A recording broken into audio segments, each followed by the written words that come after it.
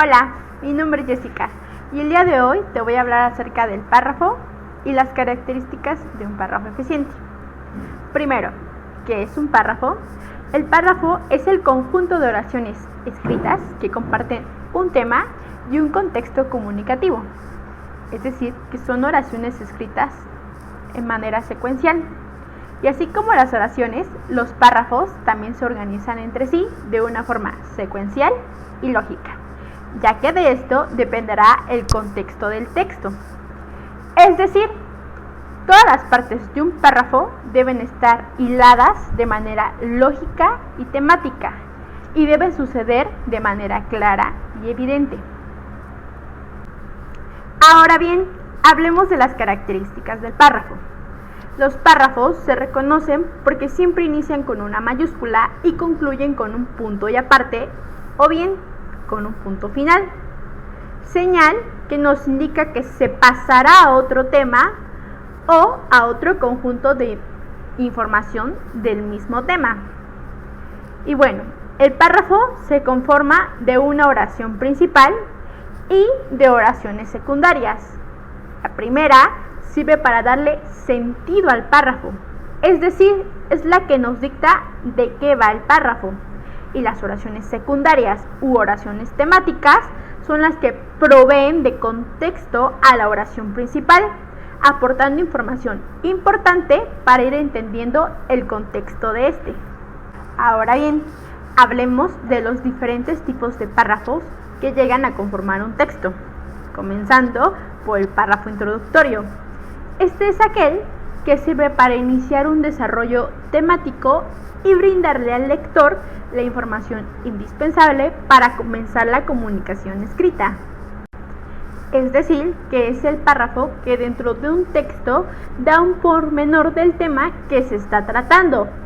Hay que aclarar que el párrafo introductorio no es siempre el primer párrafo del texto, pues antes de él se pueden encontrar párrafos de presentación, además de los títulos del documento. En esta carta podemos observar de color rojo el párrafo introductorio, en donde expresa de qué está tratando la carta. Ahora bien, el segundo tipo de párrafo es el párrafo conceptual. Este es aquel cuyo propósito es articular un concepto específico o bien brindarle un significado explícito al lector, es decir, que es un párrafo teórico. Un párrafo conceptual es aquel que le brinda la definición de algo a alguien, en este caso al lector. Y el ejemplo más común de este texto es cuando acudes a un diccionario, es decir, que son los párrafos encontrados en los diccionarios.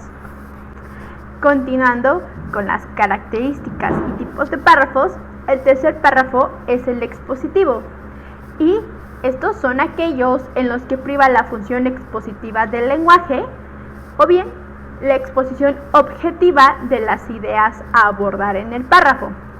Por lo tanto, este se encarga de brindar información sobre diversos sucesos sin incluir comentarios subjetivos, es decir, que su finalidad es la divulgación de un acontecimiento o de varios.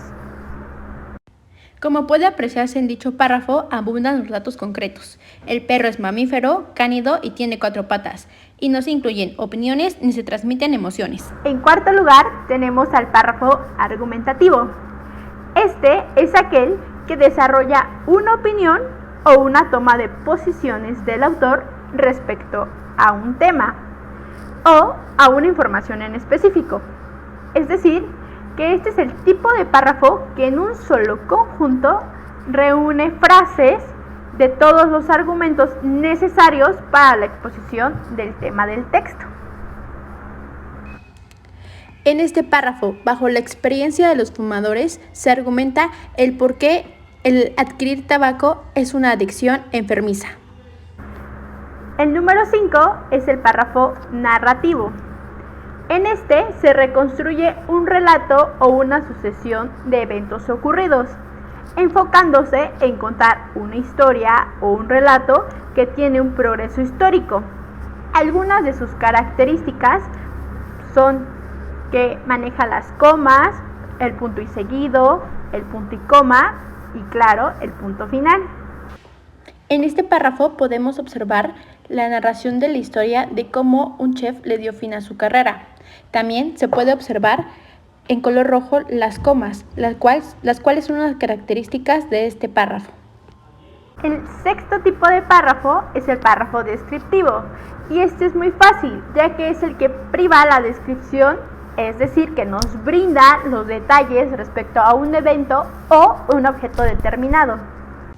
En este párrafo nos están describiendo un objeto, una lámpara, y nos dicen desde qué es, para qué sirve y cuál es su función.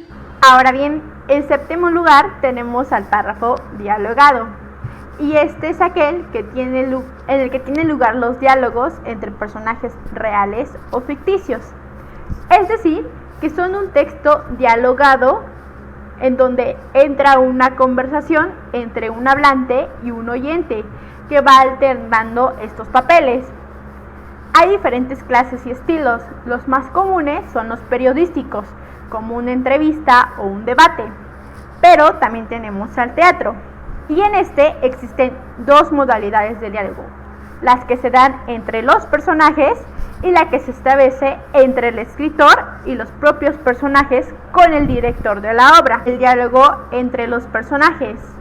En este se refleja un estilo directo, es decir, que se ponen las palabras del hablante atrás su nombre y su intervención del autor de la obra. Es en un texto el guión que deben recitar directamente los actores. Y en octavo lugar tenemos al párrafo final. Y estos párrafos son aquellos que nos sirven para darle cierre al texto o bien despedirse del lector. Un ejemplo de esto sería la conclusión en un ensayo. En este ejemplo, como bien lo dice, es el párrafo final de un ensayo, es decir, que es la despedida del autor hacia con sus lectores. Podemos concluir entonces que el párrafo eficiente es aquel que permite una comunicación eficaz a partir del ordenamiento del discurso, explicando y desarrollando una idea.